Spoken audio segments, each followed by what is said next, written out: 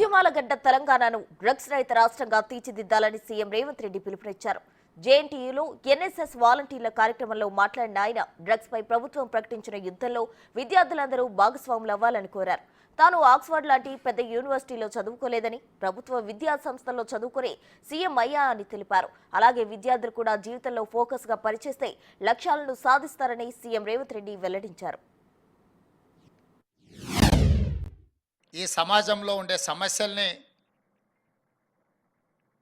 మనమే గుర్తించి మనమే పరిష్కరించుకున్నప్పుడు సమాజంలో వచ్చే దుష్ఫలితాలను మనం నియంత్రించవచ్చు. ఈరోజు తెలంగాణ రాష్ట్రంలో శాంతి భద్రతల విషయమే కాకుండా సమాజంలో ఒక పెడధోరణులు, చాలామంది పెడధోరణులకు కారణం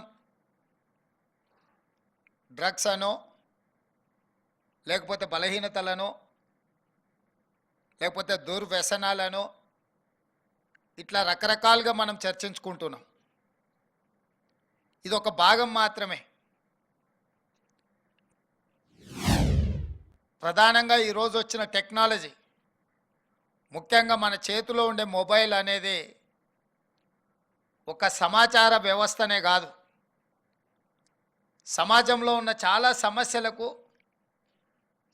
తద్వారా బానిసలు అవుతున్న సమస్యలు కూడా గమనించినాము. ఈరోజు టెక్నాలజీ ఎంత మనకు అందుబాటులోకి వచ్చిందో సమాజంలో పెడధోరణులకు కూడా అదొక కారణంగా ఈరోజు గుర్తించాల్సిన అవసరం ఉన్నది. అందుకే చిన్నపిల్లలకు ఇట్లాంటి వాటిని దూరంగా ఉంచే విధంగా, ఒకవేళ మన ఇంట్లో స్మార్ట్ ఫోన్ ఉన్నా, కంప్యూటర్ ఉన్నా, ఇతర సాంకేతిక పరమైన వస్తువులు ఏవున్నా ఫ్యామిలీ అంతా కనిపించే విధంగా వాటిని ఉంచినప్పుడు పిల్లలను కొన్ని సమస్యల నుంచి దూరంగా ఉంచడానికి అవకాశం ఉంటుంది. ఈరోజు చాలా వరకు సూసైడల్ టెండెన్సీ ఎందుకుంది పిల్లలలో, లేకపోతే పిల్లలు చిన్న చిన్న విషయాలకే పెడదోరలు పట్టడానికి, లేకపోతే కొన్ని బలహీనతలకు లొంగిపోవడానికి కారణం కుటుంబ వ్యవస్థలు విచ్ఛిన్నం కావడమే. ఈ కుటుంబ వ్యవస్థ అనేది ఎంతో బలమైంది, ఎంతో గొప్పది. వసుదైక కుటుంబం అని ఊరికనే అనలే. గ్రామాలలో పెరిగిన వాళ్ళు, ఉమ్మడి కుటుంబ వ్యవస్థ నుంచి వచ్చిన వాళ్ళు ఎలాంటి సమస్యలనైనా ధీటుగా ఎదుర్కొని ఆ సమస్యల నుంచి బయటికి రావడానికి ప్రయత్నం చేస్తుంటారు. కానీ అదే సింగిల్ ఫ్యామిలీలో సింగిల్ చైల్డ్గా పెరిగిన వాళ్ళు ఆ యొక్క మెంటల్ కెపాబిలిటీ కానీ, లేకపోతే సైకలాజికల్గా వాళ్ళకి వచ్చే ప్రెషర్స్ని కానీ తట్టుకునే పరిస్థితి లేదు. ఈరోజు మన లైఫ్లో ఒక పార్ట్ అయిపోయింది ఇంటర్నెట్ వ్యవస్థ కానీ, కంప్యూటర్ వ్యవస్థ కానీ, మొబైల్ వ్యవస్థ కానీ. వైఫ్ లేకైనా ఉన్నా ఉండొచ్చేమో కానీ వైఫై లేకుండా ఉండలేని పరిస్థితులు ఈ సమాజంలో వచ్చినాయి. ఒక ప్రత్యేకమైన వ్యవస్థని ఏర్పాటు చేసింది Telangana government, that is Telangana anti narcotics bureau. ఒక డీజీపీ ఆఫీసర్ని, దాదాపు ఒక 400 మంది అధికారులను అన్ని రకాలుగా ఎంపవర్ చేసి ఎన్ఫోర్స్ చేయాలని నిర్ణయం తీసుకొని వాళ్ళకి సర్వ అధికారాలు ఇచ్చి అన్ని రకాలుగా వాళ్ళ మీద యుద్ధమే ప్రకటించినాము. ఆ యుద్ధంలో పోలీసులే కాదు, ఎన్ఎస్ఎస్ విద్యార్థులు కూడా భాగస్వాములు కావాలని రాష్ట్ర ముఖ్యమంత్రిగా మీ అన్నగా నేను పిలిపిస్తున్న ఈ రాష్ట్రం మనది.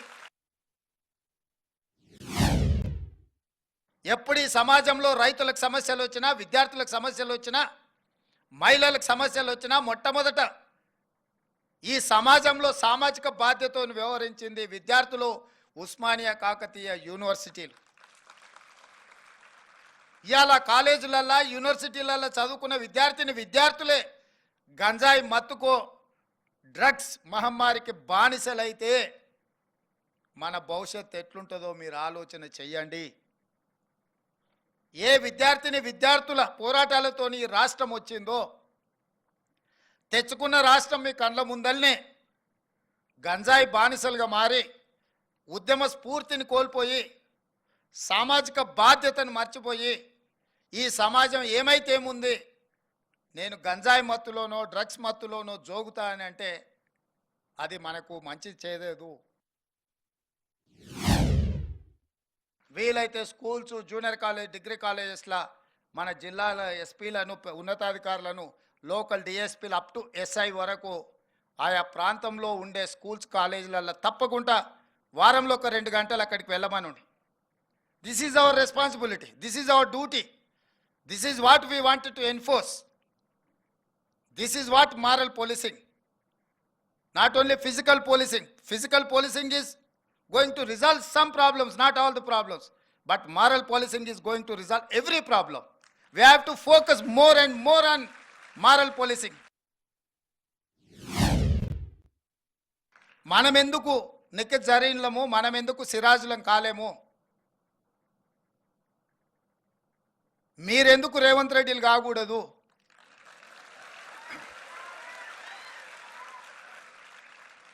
మేమేమి అమెరికన్ యూనివర్సిటీలను, ఆక్స్ఫర్డ్ యూనివర్సిటీలను చదువుకొని ముఖ్యమంత్రి కాలే.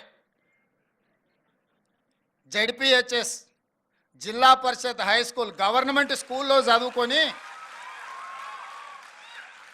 నల్లమల్ల అడవులో ఒక మారుమూల గ్రామం నుంచి సొంత ఊర్లో 5వ తరగతి వరకు చదువుకొని 6 కిలోమీటర్లు నడుచుకుంటూ పోయి హై స్కూల్ చదువుకొని అక్కడి నుంచి ప్రభుత్వ జూనియర్ కాలేజీలో చదువుకొని డిగ్రీ కంప్లీట్ చేసి ఒక పట్టుదలతోని ఫోకస్డ్గా పనిచేసినాం కాబట్టి ఈరోజు తెలంగాణ రాష్ట్రానికి ముఖ్యమంత్రి అయిన. ఇక్కడ ఉన్న శ్రీనివాస్ రెడ్డి గారు మా జిల్లా ఎస్పీగా ఉండే, వారు జిల్లా ఎస్పీగా ఉన్నప్పుడు నేను జిల్లా పరిషత్ మెంబర్, జడ్పీటీసీని. ఆ రోజు వారికి కూడా తెలియకపోయి ఉండొచ్చు, నేను జడ్పీటీసీ నుంచి నెక్స్ట్ ఎదుగానో వారికి కూడా తెలియకపోయి ఉండొచ్చు కదా. మా పోలీస్ స్టేషన్ వారు 60 కిలోమీటర్ల అవతలికి షిఫ్ట్ చేసింది. నేను ఏడ జడ్పీటీసీగా ఉండేనో మిడ్చల్ మండలంలో ఉండే పోలీస్ స్టేషను వేరే కారణం చేత 60 కిలోమీటర్ల దూరానికి మారుస్తే 3 బస్సులు మారి నేను ఆ పోలీస్ స్టేషన్కి చేరాలి. ఎవరైనా ఫిర్యాదు చేయాలంటే ఉదయం ఊరిలో బయలుదేరితే చీకటి వరకు స్టేషన్కి చేరుకుంటాం. ఆడ ఫిర్యాదు ఇచ్చి వెనకకు రావాలంటే రాత్రి వాళ్ళ పోలీస్ స్టేషన్లోనే పండుకోవాలి. ఒక రాత్రి పోలీస్ స్టేషన్లో ఎవడన్నా ఊరు నుంచి పోయి ఉంటే వాడిని ఎట్లా చూస్తారు ఊర్లో? ఆ సమస్యను తీసుకెళ్ళి వారికి వివరించిన, మీరు పోలీస్ స్టేషన్ తీసుకెళ్ళి బాలానగర్లో జడ్చర్ల అవతల పెట్టారు మిడ్జిల్ది, ఆ బాలానగర్కి పోవాలంటే 3 బస్సులు మారాలి. ఊరిలో నుంచి బయలుదేరితే 3 బస్సులు మారి పోలీస్ స్టేషన్కి పోయేవరకు అర్ధరాత్రి అవుతుంది. అర్ధరాత్రి పోలీస్ స్టేషన్లో వస్తే మీరు పోలీస్ స్టేషన్లో మంచిగా చూసుకుని ఊరికి పోతే ఊరేమనుకుంటుంది. స్టేషన్ని మారవండి అని చెప్పి వారు ఎస్పీగా ఉన్నప్పుడు నేను ఒక రిప్రజెంటేషన్ ఇచ్చిన. ఆ రోజు నేను జడ్పీటీసీనే కదా, బాధ్యత పెద్దగా నెరవేర్చాల్సిన అవసరం లేదు, ఏముందిలే అని ఊరుకుంటే ఈరోజు శ్రీనివాస్ రెడ్డి గారిని అవసరమైతే హైదరాబాద్ కమిషనర్గా పోస్టింగ్ చేసే ముఖ్యమంత్రి కుర్చీలో ఉండేవాడిని కాదు. ఒకరోజు వారి దగ్గరికి నేను కాగితం తీసుకొని వెళ్ళిన, ఈరోజు మా ప్రాంతానికి అవసరం ఉందని. ఈరోజు ఏదైనా అవసరం ఉంటే వారు నా దగ్గరకు వచ్చి ఇది సమాజానికి అవసరం ఉందని చెప్తున్నారు.